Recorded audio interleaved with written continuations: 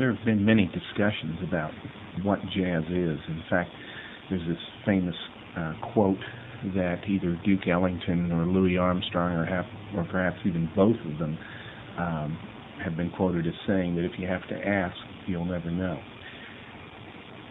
And while I think there's some truth to that, I think that perhaps a more accurate way to look at this is that it's something that takes some work to understand what jazz is. It's not something that you instantly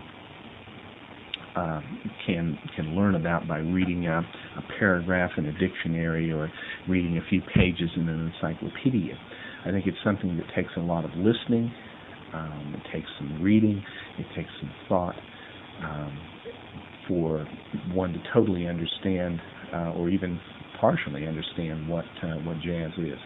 It's a very complex kind of music, and it's something that is very difficult to define with just words, as well as perhaps any kind of music is.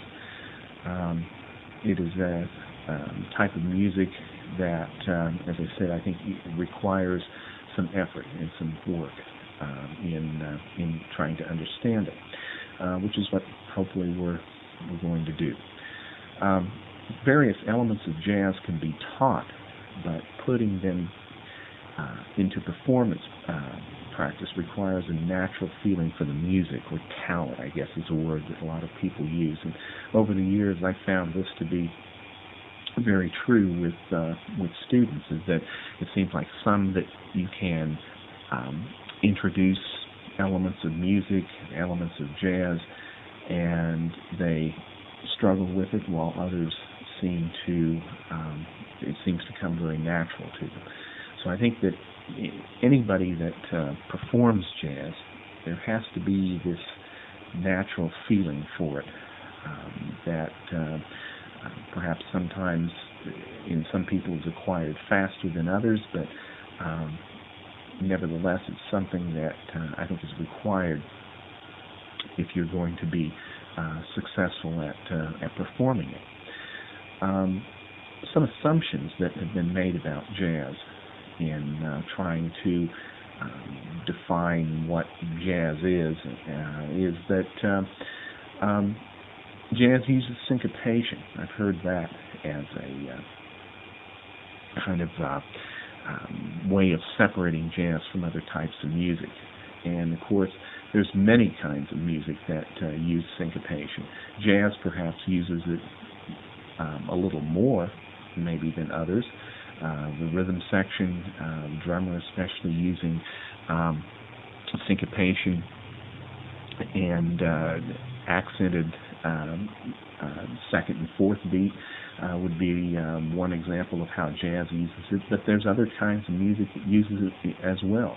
Rhythm and blues, rock, various versions of pop, all use rhythmic syncopation with the drummer. So I think it can be something that is mentioned in trying to define jazz, but to say that it is something that jazz uses and other kinds of music do not, I think is really an oversimplification. Some people say improvisation is a way of defining and separating jazz from perhaps other types of music, and saying that, well, classical music does not use improvisation, and we don't see improvisation in popular music or some versions of rock. And I think that's true. I think that may be one of the big dividing things that separate jazz from other kinds of music. However, improvisation was not something that was just invented in the 20th century by jazz musicians. Improvisation was something that was actually 100, 200 years old before jazz ever came along. Johann Sebastian Bach, one of the great composers of all time, was wonderful at improvisation. This is a guy that was such a genius that he could improvise preludes and fugues for church services when he was a church organist. and later go home and write down, what he had performed. Just absolutely mind-boggling what was possible with his genius. So, saying that improvisation is something that's used only with jazz, I think, is an oversimplification. Saying that jazz perhaps uses more of this aspect of improvisation than other types of music might be more accurate. Some people say that, well, you can't really play jazz by reading music. In other words, you cannot really notate the jazz style on manuscript paper, and I've heard that before. And if that was the case, then big bands, jazz ensembles, would have a real problem in performing. And there's many jazz bands, ranging from high school jazz bands to college bands to professional bands to community bands, made up of somewhere around 20 musicians, that all of them reading music and very much into the jazz style. And so it is possible to notate it, but it takes certain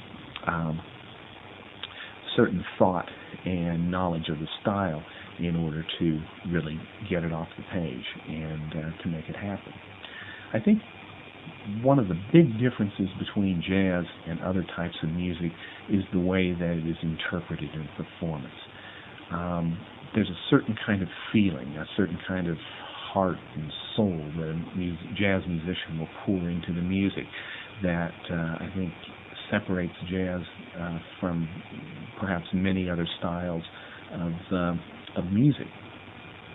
To be very technical about it and analytical, in the jazz style, a jazz musician will often bend notes. In other words, start on a certain pitch and then bend that pitch down or bend that pitch up. And whereas in other types of music that you may not see that. And in fact, all of these things that you see here under jazz style, and are things that could show up in other types of music as well. And I don't intend these to be aspects of the jazz style that pertain only to the jazz style, but rather aspects that I think you will find more often in jazz than perhaps other types of music. Bending of notes is, I think, a pretty good example, and it dates back to, we will see slavery, actually, and as a type of communication and vocal inflections.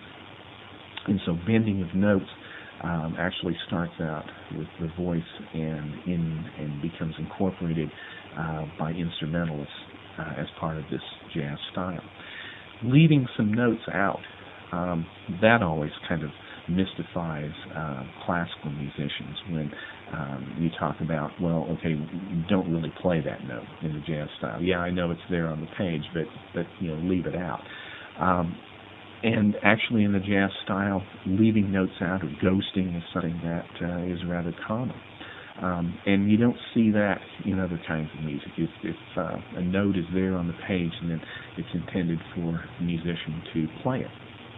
However, in the jazz style, that's not necessarily something that always happens. What notes that you leave out or ghost is something that takes a lot of experience with the jazz style, and is rather difficult to explain sometimes. Accenting notes or swinging them, that's definitely something within the jazz style. There are certain notes that with jazz style, or when you're playing swing, which is very much associated with jazz style, and we will talk about swing in more detail a little later. But one of the main elements of this swing style is notes that are accented. They may not even be accented on the page, but there's certain notes that a jazz musician will accentuate or bring out, that he will attack those notes harder, louder than other notes. And so how do you know which notes to do that, and others that you would back off of? And again, that comes from experience, and knowing that that's the note within that phrase or musical sentence that needs to be accented, or those are the notes that need to be accented to really bring out this jazz style or swing style in the music. Whereas in other types of music, one would not be so concerned about accenting notes unless they were marked, on the page. But in a jazz style, we may see that in written music, that the notes, sometimes there are accents there, and frankly, sometimes there's not. But a good jazz musician will always know which notes should be accented and which notes should be actually probably underplayed or even ghosted, going back to what we talked about earlier.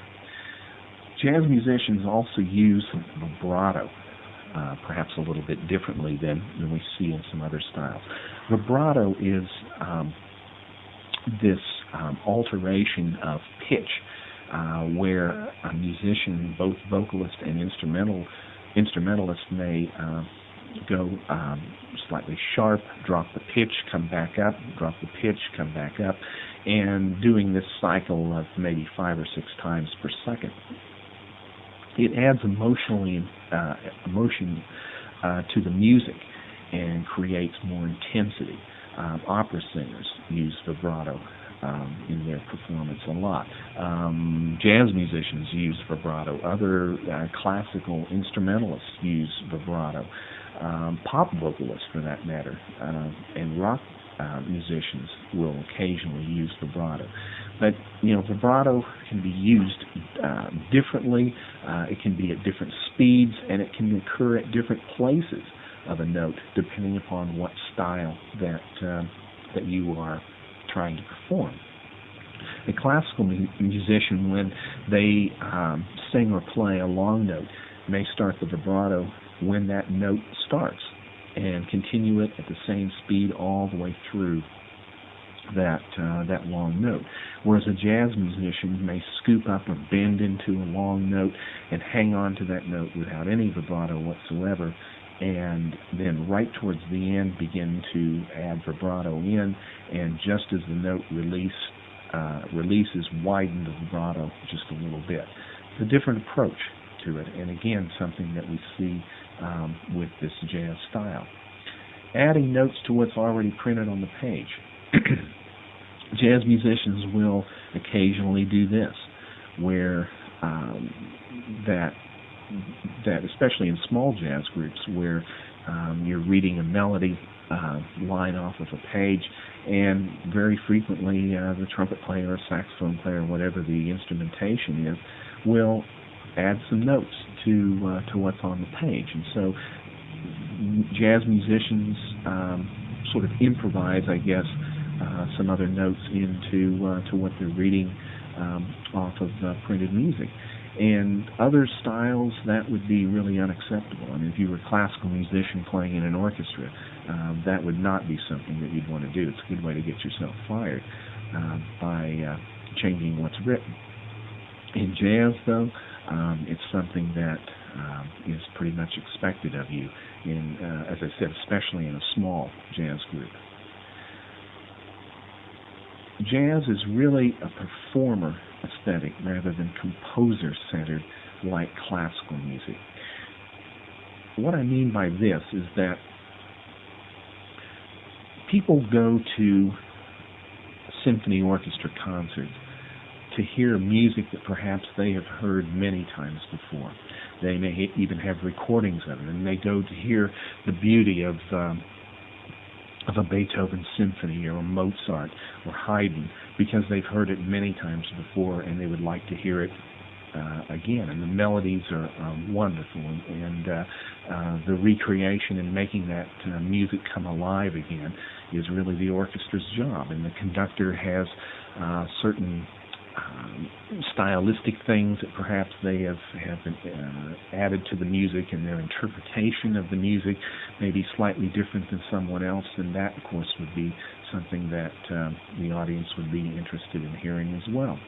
But when someone goes to a jazz concert, they go to hear these musicians improvise, and it's a one-time only deal. And if you were to come back and listen to it the next night, it would be something totally different. Whereas if you would go and hear the symphony the next day, you would hear the same thing.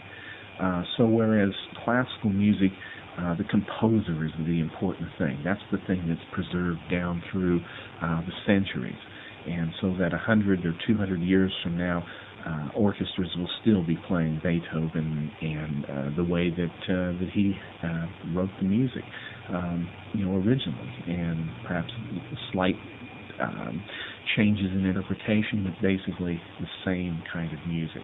Whereas jazz will be something that one performance is totally different than another because of this element of improvisation. So the composer seems to be the important thing with classical music, and something that is to be, and those compositions to be preserved, whereas in jazz, the performer is the main focus. And what can this performer create right on the spot? It's sort of like the performer is a composer right on the spot and composing music as they play. In jazz, whereas in classical music, of course, this music was composed in many cases hundreds of years ago.